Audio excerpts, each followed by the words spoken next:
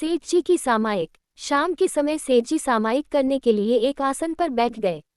सामायिक का समय निश्चित करने के लिए सामने जलते हुए दीपक को देखकर यह प्रतिज्ञा कली कि जब तक इस दीपक में तेल पूरा नहीं हो जाएगा तब तक मैं सामायिक करूंगा। इस प्रकार प्रतिज्ञा लेकर सेठ जी की सामायिक प्रारंभ हो गई, किंतु थोड़ा समय व्यतीत होने पर सेठ जी को पानी की प्यास सताने लगी। दीपक में थोड़ा सा तेल देखकर विचारने लगे कि चलो, शीघ्र ही दीपक का ये तेल पूरा हो जाएगा और मैं सामायिक पूरी करके पानी पीकर अपनी प्यास बुझा लूंगा।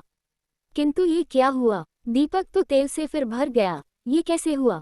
हुआ ये कि जब सेठानी ने देखा कि आज सेठ जी का मन सामायिक में अच्छा लग रहा है, तो कहीं दीपक बुझ न जाए और सामायिक में कहीं कुछ बाधा न आ जाए, ये सोचकर सेठानी ने दीपक में तेल पूरा भर दिया।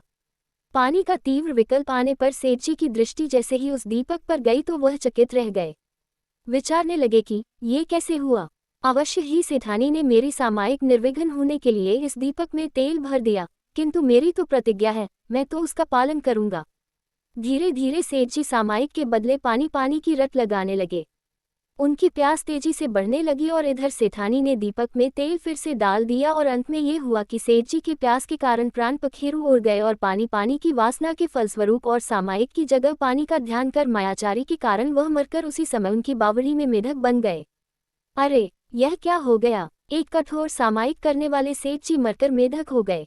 क्या सामायिक करने वाले तिर्यंच गति में जाते हैं, मेढक बनते हैं? अज्ञान दशा में लौकिक संसारी जीवों के ऐसे प्रश्न होते हैं, किंतु भाई, सच्ची सामायिक क्या है? सामायिक का स्वरूप क्या है? इसको जाने बिना मात्र एक आसन पर आंख बंद करके स्थिर होकर कुछ समय बैठ जाना मात्र इस बाह्य शरीर की क्रिया का नाम सामायिक नहीं है। हाँ, ये बात अवश्य है कि जिनकी अंतरंग में सच्ची सामायिक होती है, उनकी बाह्य में शरीर की अवस्था भी चंचल नहीं होती, किंतु सभी इंद्रिय स्थिर स्वोन्मुखी होती हैं। शुद्धात्मा में स्थिर होना, शुद्धात्मा के सन्मुख होना, शुद्धात्मा की महिमा, आराधना, उपासना और भावना होना, ये सच्ची सामायिक है। तारांकन। परिणाम शून्य क्रिया कोई कार्यकारी नहीं है। परिणामों से ही बंध है और परिणामों से ही मोक्ष है।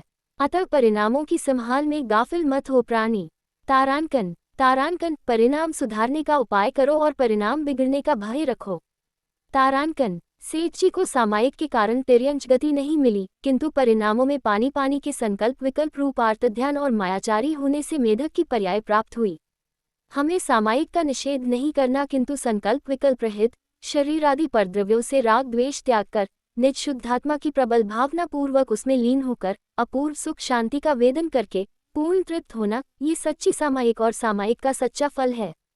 बाहर में अशरीरी सिद्ध दशा रूप मोक्ष गति और अंतरंग में अतीन्द्रिय आनंद के झरने बहना और पूर्ण संतृप्ति संतुष्टि होना ही परम सामायिक का फल है। तारांकन। अतः ऐसी सच्ची सामायिक ही सभी जीवों को करने का अभ्यास करना चाहिए। मात्र बाह्य क्रिया या संकल्प विकल्प रूप परिणाम या शुभ भाव रूप परिणाम में कभी भी किंचित मात्र भी संतुष्ट नहीं होना चाहिए।